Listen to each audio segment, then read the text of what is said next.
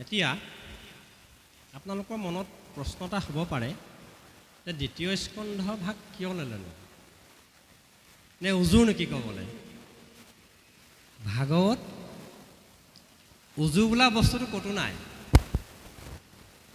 আৰু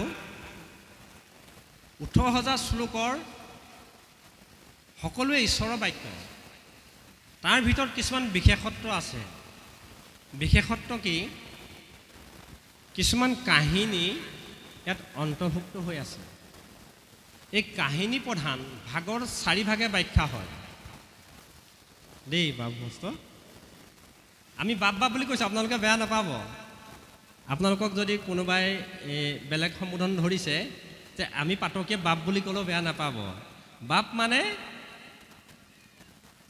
এই জগতৰ বাপ ভকতৰ বন্ধু বাপ মানে পিতৃ সেইকাৰণে আমাৰ বিহুটো কয় বাপতি হাঁহোন পুৰুষৰ পিতৃ পুত্ৰীয়ে পিতৃ অনুসৰিয়ে চলি আহিছে তে আপোনাৰ হওক আমাৰ পিতৃ স্বৰূপ দেই সেইকাৰণে আমি আপোনাক বাপ বুলি সম্বোধন ধৰিছোঁ বেয়া নাপাব দেই আইসকলক আই বুলি কওঁ তাত কোনো বিশেষত্ব নাই তে ভাবিব পাৰে আপোনালোকৰ মনত সংশয় হ'ব পাৰে আমাক বাপ কেলে কৈছে বেলেগে হয়তো বেলেগ কয় হয় প্ৰভু বুলি ক'ব পাৰে তে প্ৰভু বুলি ক'লেও বেয়া নাপাব কোনোবাই ক'ব পাৰে যে প্ৰভু বুলি কিয় ক'লে আমিতো ঈশ্বৰ নহয় প্ৰপদে প্ৰাণ ভূত পদে দেহ ভূত এই ভূতটো মানে দেহাটোত প্ৰাণটো সোমাই আছে কাৰণে প্ৰভু দেই দেহাটোত প্ৰাণটো সোমাই আছে প্ৰাণ বায়ু 10টা বায়ুৰ ভিতৰত প্ৰাণ বায়ু এই প্ৰাণ বায়ু আমাৰ এডাল নলীত সোমাই আছে এই 3ডাল হীৰাৰ ভিতৰত মেইন এডাল নলিচা হ'ব এডাল নলিচা যোগেদি আমাৰ এই প্ৰাণ বায়ু অহা যোৱা কৰে গতিকে সেই প্ৰাণটোত এই ভূতটোত প্ৰাণটো সোমাই আছে কাৰণে আমি প্ৰভু বুলি কওঁ দেই প্ৰভু এতিয়া দ্বিতীয় স্কন্ধত ভাগৱত ধৰ্ম কথন এখানে পাঠ ভাগৰ নাম হৈছে ভাগৱত ধৰ্ম কথন আমি একদম খৰচি মাৰি যাব লাগে বস্তুটো আমি কিমান খৰচি মাৰিব পাৰোঁ সেইটো নাজানো কিন্তু চেষ্টা কৰিছোঁ দেই চেষ্টা কৰিছোঁ বাপজনে প্ৰথম শ্লোকটো গালে প্ৰথমে দ্বিতীয় চৰণৰ দুটয় এভাগ ভাগৱতৰ মূৰ্তি এই মূৰ্তিভাগ হৈছে তত্ত্বৰ বস্তু এই ভাগ তত্ত্বৰ বস্তু তত্ত্ব মানে গোটেই ভাগৱত মূৰ্তিটো যেতিয়া নিজৰ গালৈ গুচি আহে এই সেৱা কৰিব জনাসকলৰ কাৰণে এই ভাগ মূৰ্তি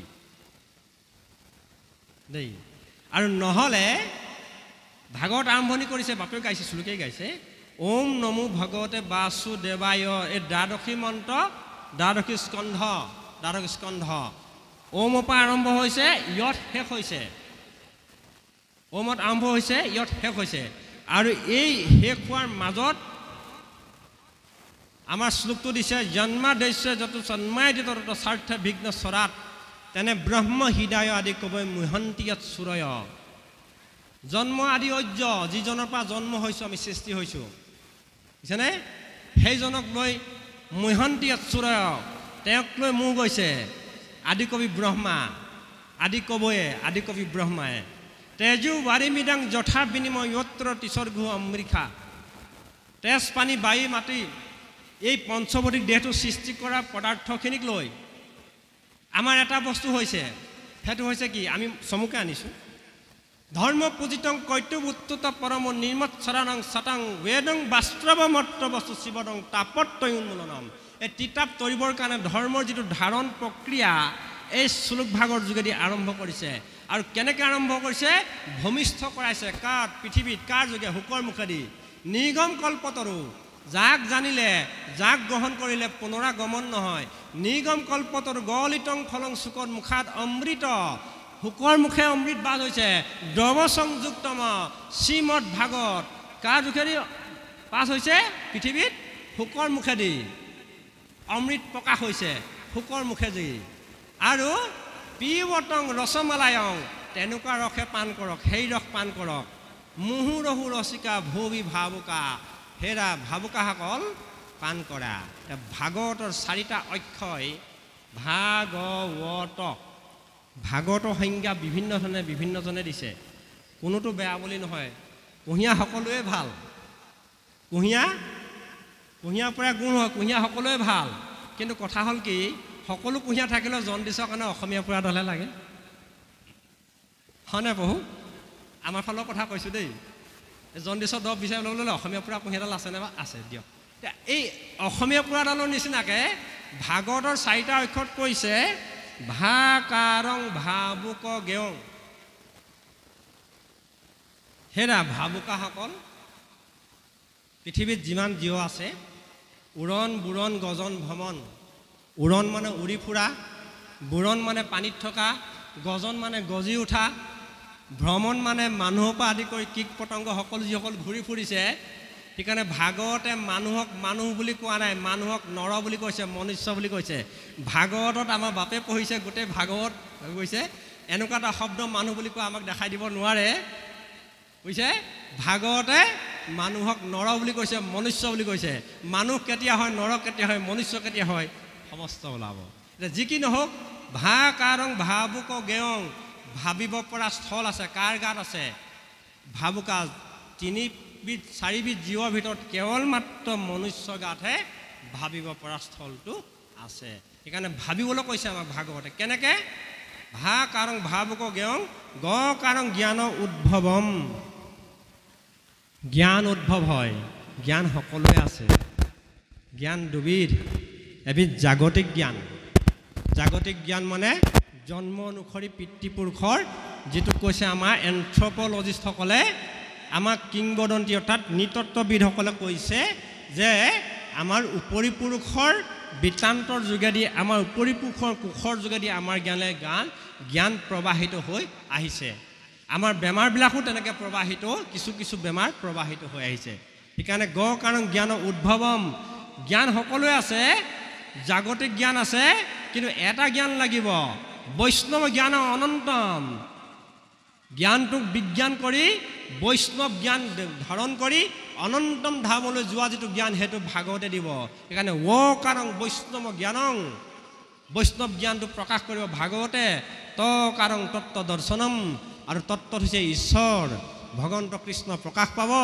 ভগৱন্ত কি ৰূপে আছে সকলো প্ৰকাশ পাব ইতি ভাগৱত বৰ্ণম সেয়াই ভাগৱত গতিকে এই ভাগৱতক জানিবৰ কাৰণে প্ৰথম মংগলাচৰণে আৰম্ভ কৰিছে মংগল আৰু আচৰণ মংগলাচৰণ যি দুভাগ চৰণক চিনি পালে জীৱৰ মংগল হয় যি ভাগ আচৰণ গ্ৰহণ কৰিলে জীৱৰ কল্যাণ হয় দেহৰ কল্যাণ হয় আমি জন্মতে সকলো একেই জন্মতে মানুহ হিচাপে আমি সকলো একেই মাত্ৰ আমাৰ 6টা গুণৰ কাৰণে আমি পাৰ্থক্য দেই আমি 6টা গুণৰ কাৰণে পাৰ্থক্য প্ৰথম কথা হৈছে আমাৰ সংস্কাৰ আমি সংস্কাৰৰ কাৰণে আমি পাৰ্থক্যত আছোঁ দ্বিতীয়টো হৈছে কি আমাৰ জ্ঞানৰ কাৰণে আমি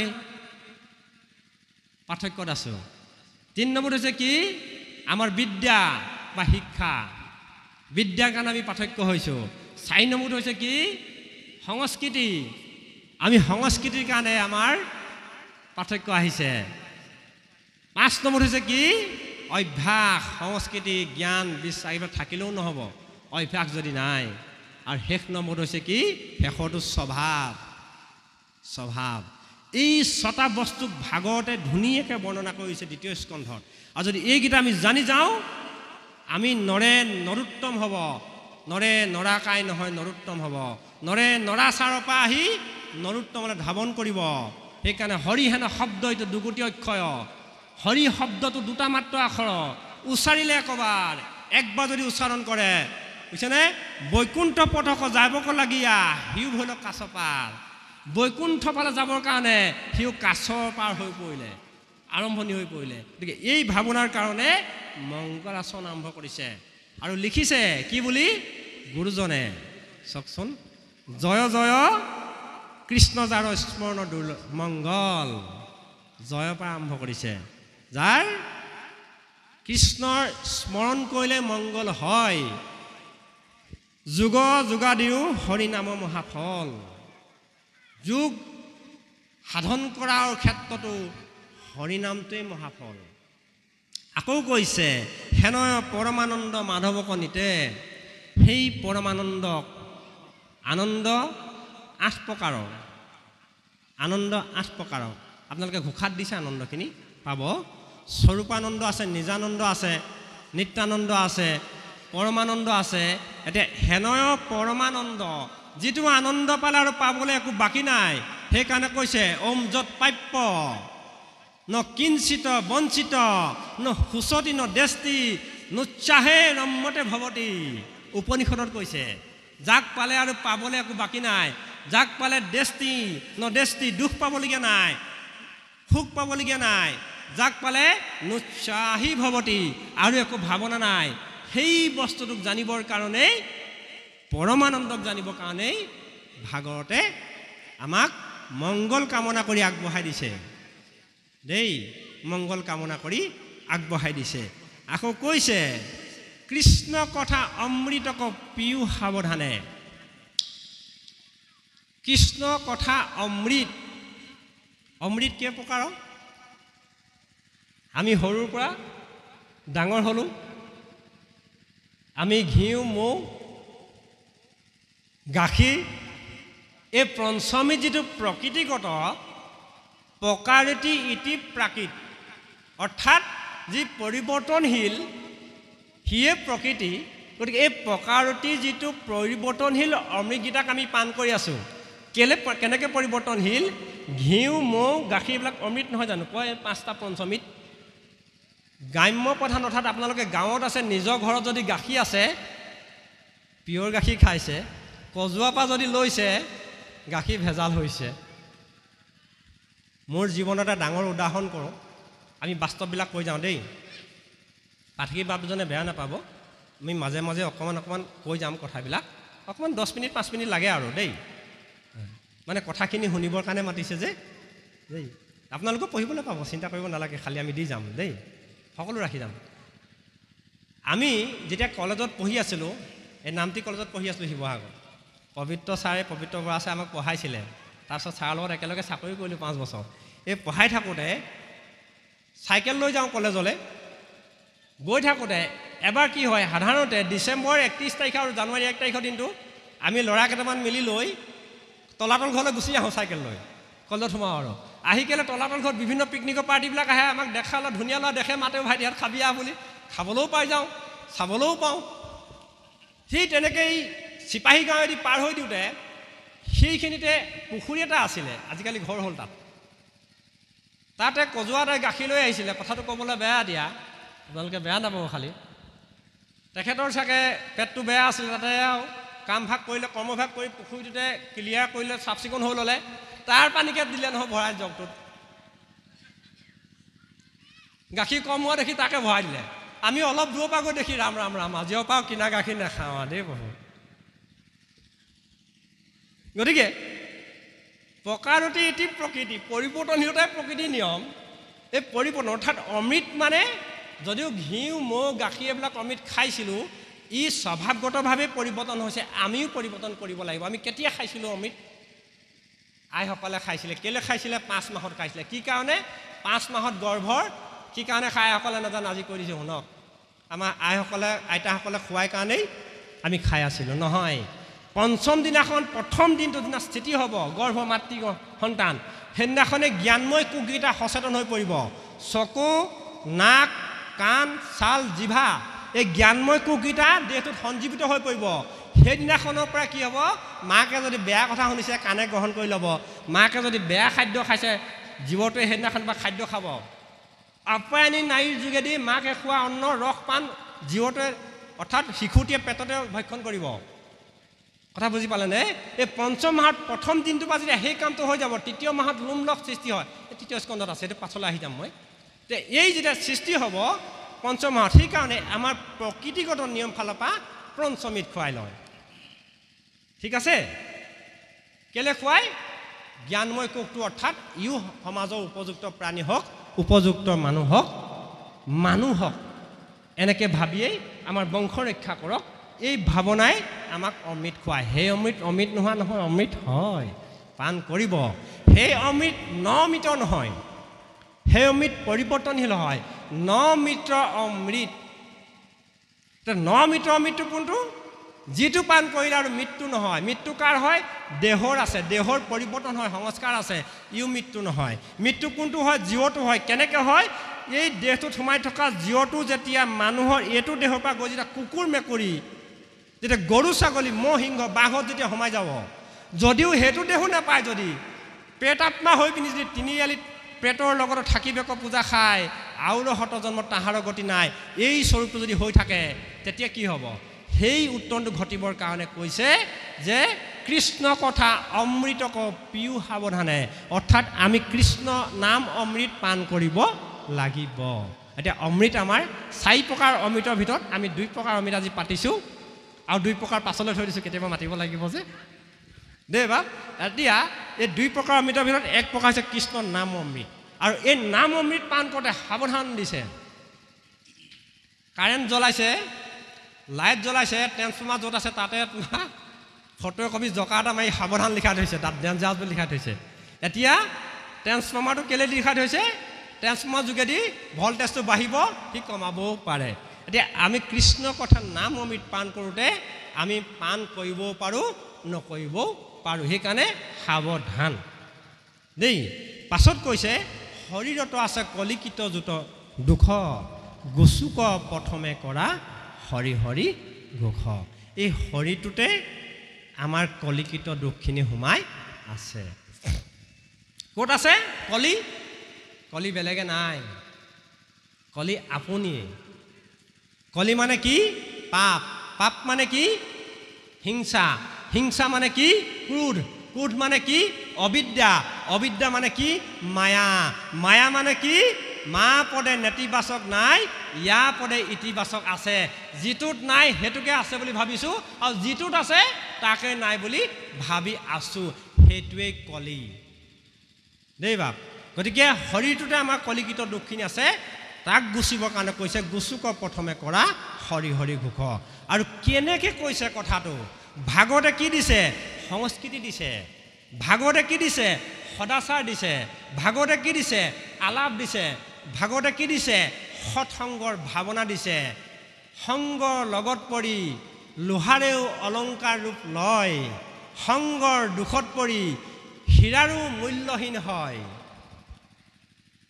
দেই সংগৰ লগত থাকি লোহাৰেও অলংকাৰ ৰূপ লয় সোণাৰী হাতত পৰিলে লোহাৰ এটুকা লৈ জকাই যেনেকুৱা গহনা বনাই দিবলৈ কয় তেনেকুৱা গহনা পিন্ধিব পাৰিব হয় নাই ডেকাসকল আছে চলিকেইডাল বোলে ৰাখি লৈছোঁ ইয়াত কাণফুলি এপাত বনাই দিয়ক বোলে চোলাটো বুকুখনৰ বুটামটো খুলিলে বুকুখন উলিয়াই যাম এনেকৈহে মাৰিম বোলে বনাই দিব হয়নে প্ৰভু আৰু সংগৰ দুখত পৰিলে হীৰাও যদি ইয়াত পিন্ধি আছিলোঁ সিও মূল্যহীন হ'ব কেনেকৈ হ'ব অলপ দেৰি পাছত ক'ম এতিয়াই বৰ দিগদাৰ পাইছোঁ আৰু খালি আপোনালোকে বেয়া নাপাব আমাৰ কথাবোৰ অকণমান উদাহৰণবোৰ বৰ চোকা খচকৈ ধৰি লৈ খালি আপোনালোকে সেৱা ধৰিছোঁ বেয়া নাপাব দেই বাপ কৃষ্ণ বৰ যি কি নহওক এই যে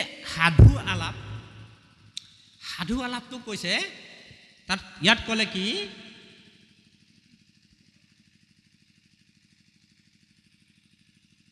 কৃষ্ণপদ পংকজকৰ হৃদয়টো ধৰি দিলন্ত সিদ্ধান্তত আকৌ সাধুবাদ কৰি সাধুবাদটো কেনেকুৱা তাৰ উদাহৰণ প্ৰথম স্কন্ধত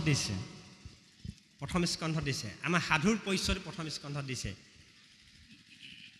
যেতিয়া পৰীক্ষিত গংগাৰ তীৰত কাহিনী সকলো জানে মই কাহিনীলৈ নাযাওঁগৈ চমুকৈ আনিছোঁ গংগাৰ তীৰত পৰীক্ষিতক যেতিয়া তক্ষকে দংশন কৰিব বুলি অভিযুক্ত সিংগীমুনিয়ে দিলে আৰু ক'লেহি পৰীক্ষিতক যেতিয়া ক'লেহি যে তোমাক 7 দিনত তক্ষকে দংশন কৰি তোমাৰ মৃত্যু আহিলে আৰু এই কথাটো ক'বলৈ কোন আহিছে সিংগীমুনি যি অভিশাপ দিছে কেলে আহিছে শ্ৰমিক মুনিয়ে কৈছে তোৰ নিচিনা দুৰ্জন পুত্ৰ নাই অল্প অপৰাধত তই ইমান ঘূৰদণ্ড দিলি এই ৰজাজনক যেতিয়া মৰিব তেতিয়া গোটেই এজন বৈষ্ণৱ ৰজা হয় পৰীক্ষিত তেওঁ গৰ্ভতে ভগৱন্তক দৰ্শন হৈ আহিছে উত্তৰা গৰ্ভত আপুনি চিন্তা কৰক ভাগৱতে কি কৈছে আমাক ভাগৱতে চিন্তা কৰিবলৈ কৈছে যে তেনেকুৱা এটা মানুহো ভুল হ'ব পাৰেনে যি গৰ্ভতে ঈশ্বৰক দৰ্শন হৈ আহিছে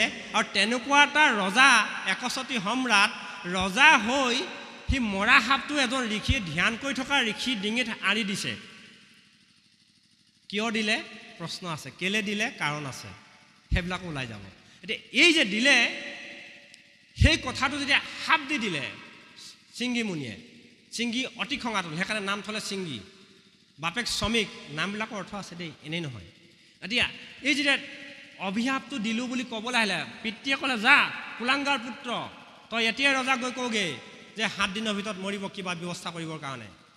এতিয়া পুত্ৰ যেতিয়া আহিছে, পৰীক্ষিতক কৈছে, হে ৰাজন, 7 দিনৰ ভিতৰত তোমাক তক্ষকে দংশন কৰিব, আমি সাপ দিলোঁ, যথাচুত ব্যৱস্থা গ্ৰহণ কৰা। পৰীক্ষিতে কি ক'লে তেতিয়া? পৰীক্ষিতক কি ক'লে? এহাপনুহি ইটো মোৰ প্ৰসাদ পৰম, কৃষ্ণৰেহে কৃপাত পাইলোহু ভাগ্য লাগ। এইটো মোৰ বোলে সাপ নহয়, প্ৰসাদ। বালিপাতৰ চাৰিআলিত এনেকুৱা এজন ব্যক্তি আছে নেকি নিজৰ ল'ৰাটোক কোনোবাই দোষৰ মাৰি থৈ আহকচোন বাৰু? আমাৰ ফালৰ কথা কৈছোঁ দেই, আপোনালোকৰ কথা নকওঁ। আমাৰ ফালৰ যদি মানুহ এজনক ইয়াত দোষৰ মাৰি দিয়ে, 5জন যদি ল'ৰা থাকে, এজন যদি পুলিচৰ অফিচাৰ কৰে, মাকে কি বুলি ক'ব? উখোৱা চাউলৰ ভাতগাল খুৱাই ধৰক এনেই ডাঙৰ দীঘল কৰিলোঁ, বুকু ডাঙৰ কৰালোঁ। ভাইৰক দোষৰ দিলে যাব নোৱাৰিলি মাৰি, এনেই পুলিচৰ চাকৰি কৰিলি। আমাৰ ফালে আইসকলে তেনেকৈ ক'ব, আপোনালোকৰ ফালৰ কথা কোৱা নাই। কিন্তু পৰীক্ষিতক যদি সাপ দিলে 7 দিনত মৰিব বুলি, আৰু পৰীক্ষিতে কি বুলি ক'লে? যিজনে সাপ দিছে তেওঁৱে আহিছে ক'বলৈ, আৰু কৈছে যে নুহি সাপ, এইটো মোৰ সাপ নহয়, এইটো মোৰ প্ৰসাদ। কেলে প্ৰসাদ বুলি ক'লে? তাৰ কাৰণ দুটা।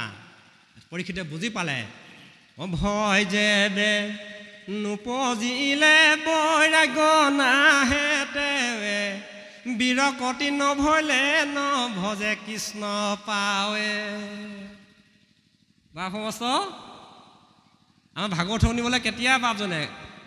আমাৰ তাত ৰাম টাঙোন বুলি বুঢ়া এজন আছিলে, নামটো ৰাম টাঙোন। কেলে?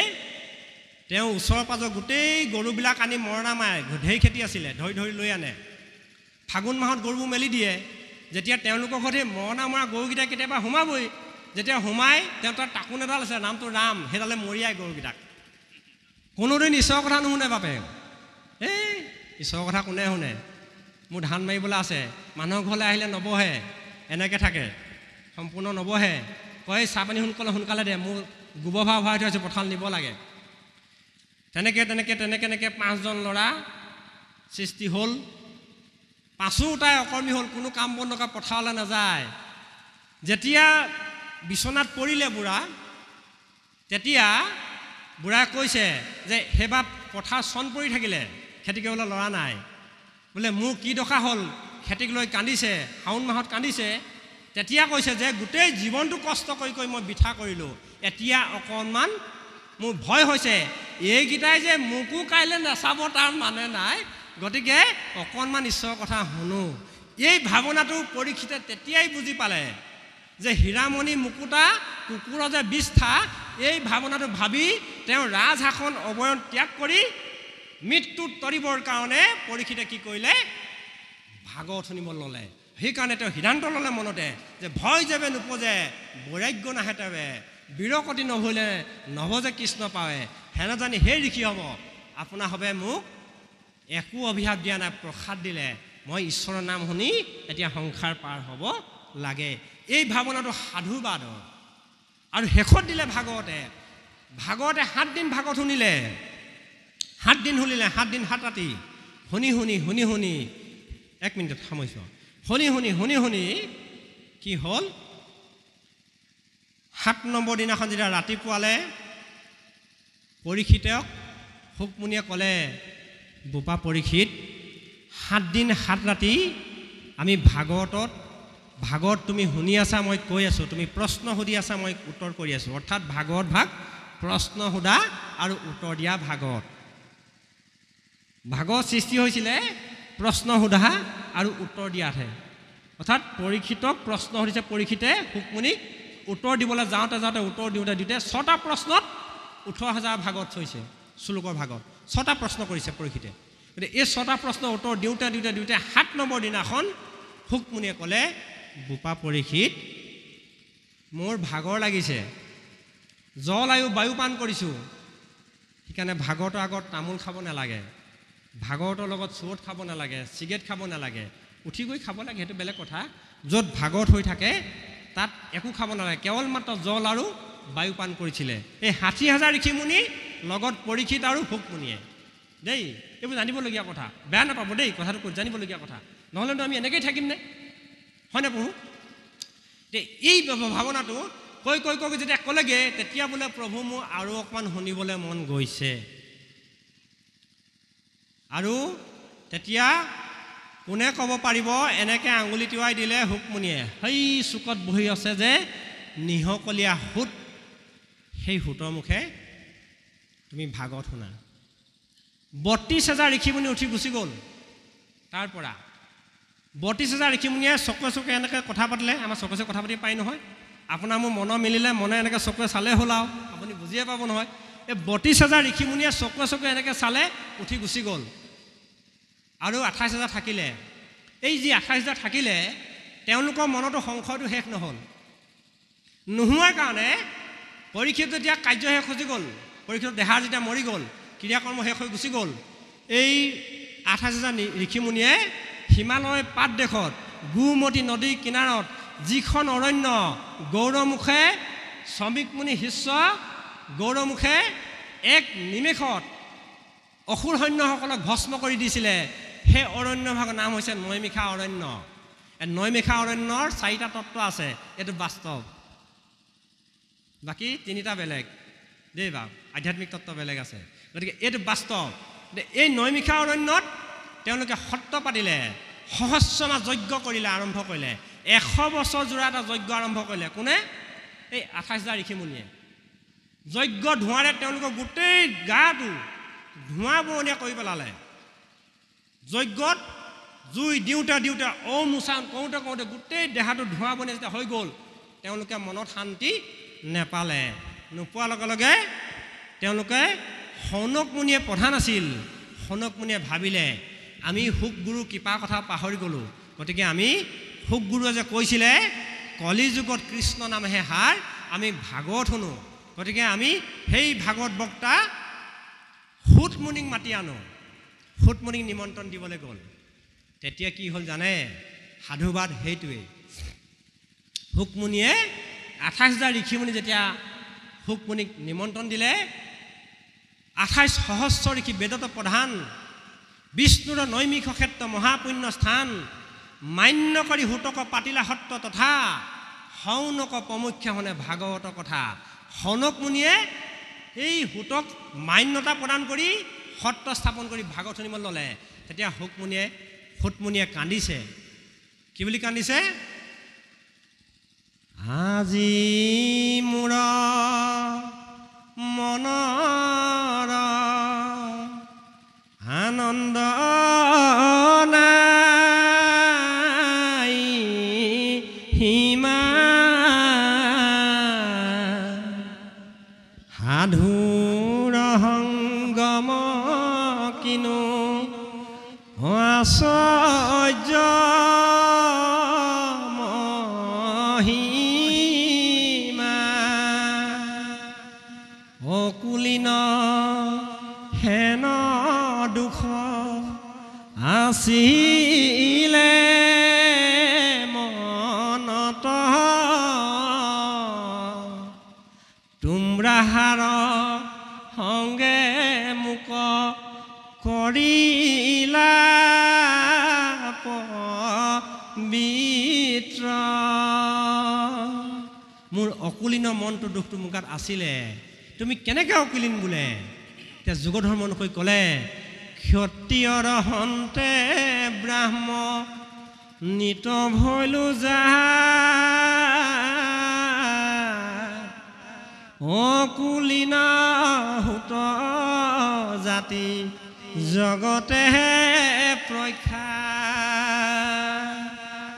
গতিকে ক্ষত্ৰিয় হন্তে ব্ৰাহ্মণীয় উদৰত মই জন্ম গ্ৰহণ কৰাৰ কাৰণে মোক অকুলিন বুলি ভাবি আছিলে, কিন্তু আজি বৈষ্ণৱ সংগে সাধু সংগে মোক পবিত্ৰ কৰিলে।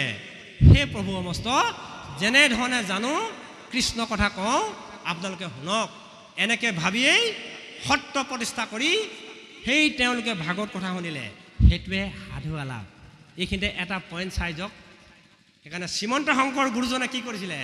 সত্ৰ প্ৰথমে প্ৰতিষ্ঠা কৰা নাই নাই নাই গুৰুজনে কি কৰিলে কীৰ্তন ঘৰ নতুনত্ব গুৰুজনে যিমান সংস্কৃতি আছে সব নতুনত্ব আছে নিৰ্দিষ্ট বক্তা মাতিব বাপ গুৰু জয়ন্তী পাতিব তাৰপাছত চাব গুৰুজনৰ বিষয়ে সব নতুনত্ব আছে গতিকে সত্ৰ আগৰ বস্তু গতিকে গুৰুজনে সত্ৰ তেতিয়া প্ৰতিষ্ঠা কৰা নাই পাছৰ ভকতসকলে কৰিছে গুৰুজনে আহিছে সেইটো নাই কোৱা বুলি কোৱা নাই কিন্তু গুৰুজনে সেইকাৰণে কীৰ্তন ঘৰ নামঘৰ নতুনত্ব আনি দিছিলে কেলে দিছিলে আগত আছেই গুৰুজনে সকলো বস্তু নতুন নয়তকাৰা সকলো নতুনত্ব আৰম্ভ কৰি গৈছিলে গতিকে নৰাকাৰসকলে সব জানিবৰ কাৰণে এই সাধু আলাপৰ যোগেদি ভাগৱত আৰম্ভ হৈছে মংগলাচৰণ গাইছে